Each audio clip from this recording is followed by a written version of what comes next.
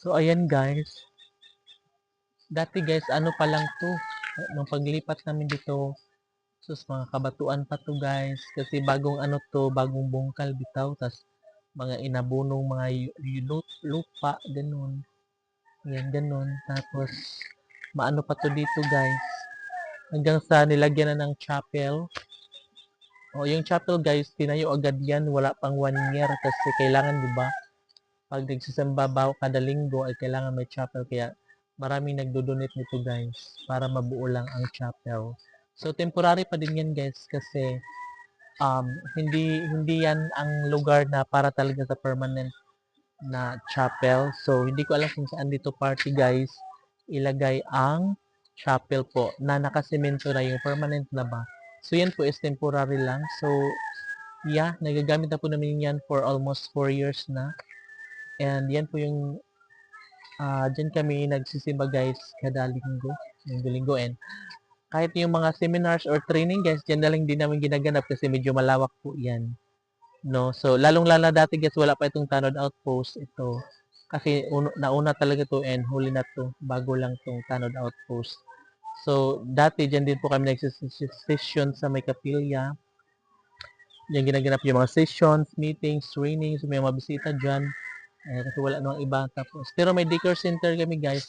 Ay dati dyan din sila nag-aaral mga ilang buwan. Tapos, mga ilang buwan din ay nagkaroon kami ng daycare center. Ayun po yung IOM guys. Nandyan po yung daycare center. So, simentado yung daycare center dyan. So, yung mga bata natin nakapag-aral dyan. Pwede na.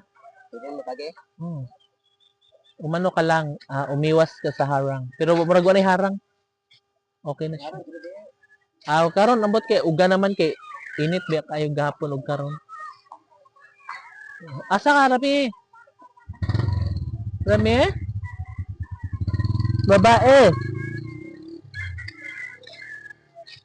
So ayun na guys, ganun siya kaganda dito guys. Very peaceful and friendly yung mga tao dito. And makilala ko yun sila lahat guys kasi syempre mga kapitbahay ko sila since then. Bata pa lang hanggang sa tumanda na. And marami na ngayong mga bagong tubo guys na mga kabataan dito. So although marami ang nawala nung landslide pero ngayon guys for almost 4 years ay marami naman ang nadadagdag ng mga bata dito. Ganun siya kabongga.